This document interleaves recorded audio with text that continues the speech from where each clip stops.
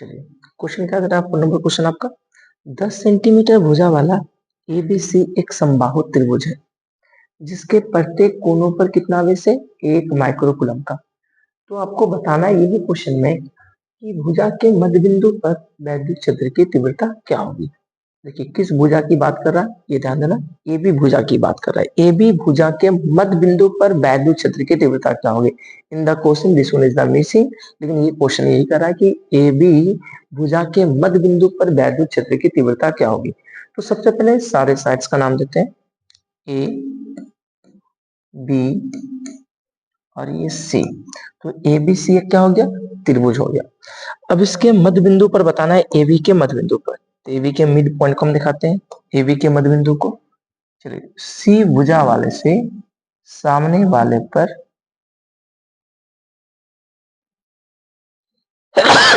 एक नॉर्मल को डालते हैं और ये मिड पॉइंट हो गया। और इसके मध्य बिंदु का नाम क्या दे रहे हैं? ओ।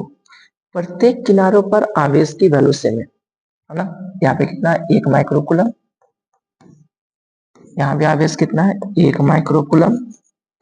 यहाँ भी आवेश कितना है? 1 माइक्रोकूलम।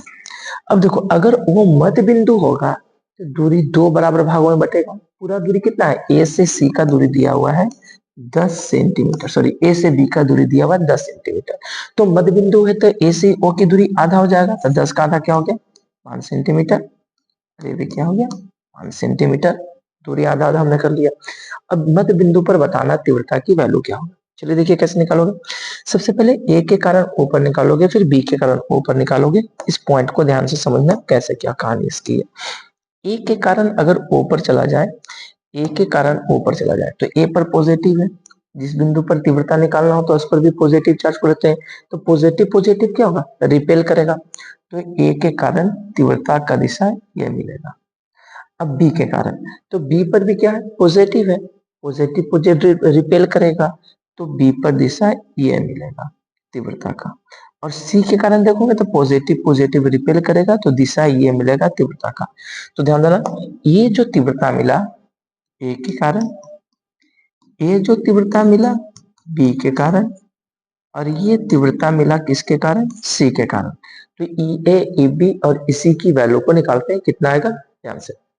चलिए आइए, पहले ई ऑफ ए को निकालते हैं, यानी ए के कारण ओ पर इसके जो मिड पॉइंट ओ है, ये जो मध्य बिंदु है, इस पर तीव्रता क्या होगा। तो बताइए क्या आएगा बच्चों, ध्यान से। के दूरी के लिए k into q upon r square. तो बताओ कितना आवेश है बाबू? 1 माइक्रोकूलम का है। और दूरी कितना है? 5 सेंटीमीटर है। और 5 सेंटीमीटर का क्या कर देंगे? स्क्वायर। हो गया ई ए की वैल्यू। उसी तरह से ई और बी को निकाला जाए तो कितना आएगा? के इंटू आवेश कितना है? 1 माइक्रोकूलम। और दूरी कितना है? 5 सेंटीमीटर। तो इसका क्या हो जाएगा? स्क्वायर। ओके। अब इसी को देखा जाए, ई ऑफ सी को, तो बताओ के इंटू आवेश कितना है? 1 माइक्रोकूलम।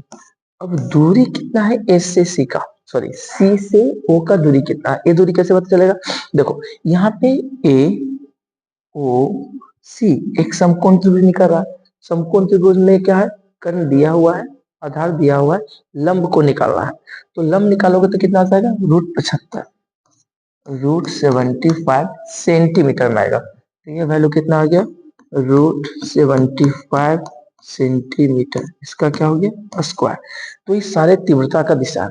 तो पहले कुल तीव्रता एक्स पर निकालो, फिर कुल तीव्रता वाई पर निकालो, उसके बाद परिणामी तीव्रता को निकालते हैं। पाइए, पहले कुल तीव्रता की वैल्यू कहाँ निकालते हैं? एक्स पर। तो एक्स पर एक तीव्रता है कि दो? दो तीव्रता है। और एक जा रहा उधर और एक जा रहा है इधर, तो दोनों की दिशाएं क्या है? विपरीत है। और विपरीत रहेगा तो क्या कर देंगे? घटा देंगे। तो E of A minus E of B. चलो ई ऑफ ए का वैल्यू कितना है? के इंटू 1 माइक्रोकूलम और बटा में कितना? 5 सेंटीमीटर का स्क्वायर।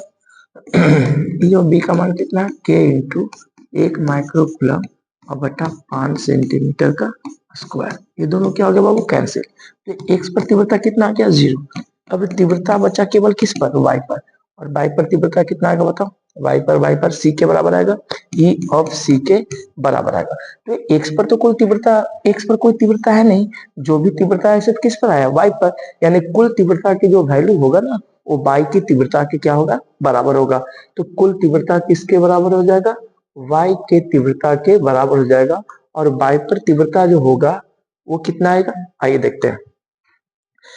वाई पर तीव्रता किसके बराबर है, ई ऑफ सी के बराबर है।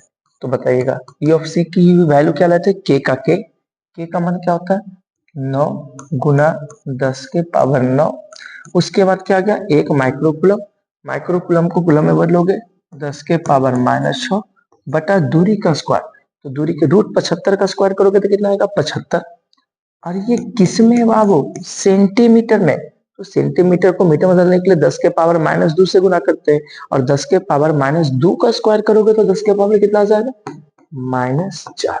चलिए सोल्व कर लो इसको अच्छे से, बताओ कितना आ जाएगा ध्यान से।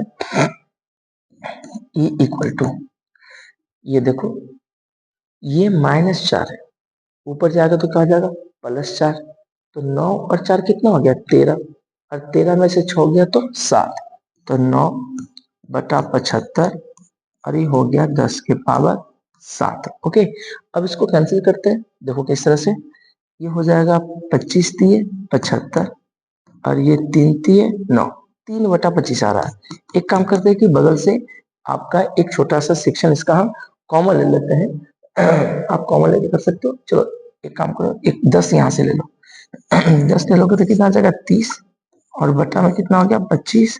तो 10 7 था, एक दे दिए, तो 10 के पावर क्या आ गया बच्चों 6। चलिए सोल्व करके देखिए कितना आएगा, और काट सकते हो तो काटो।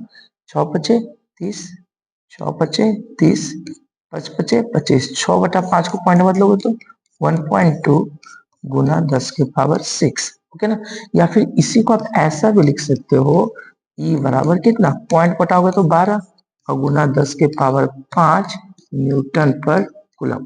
तो ये आपका ए बी के मध्य बिंदु पर वैद्युत क्षेत्र की तीव्रता का वैल्यू निकल गया। आप लोग आंसर मैच कर लीजिएगा। अगर 1.2 के फॉर्मेट में देगा तो 1.2 लाइएगा, 12 के फॉर्मेट में देगा तो इस तरह से आंसर आपका देगा। तो प्रश्न संख्या 4 का आप लोग का सोल्यूशन हुआ।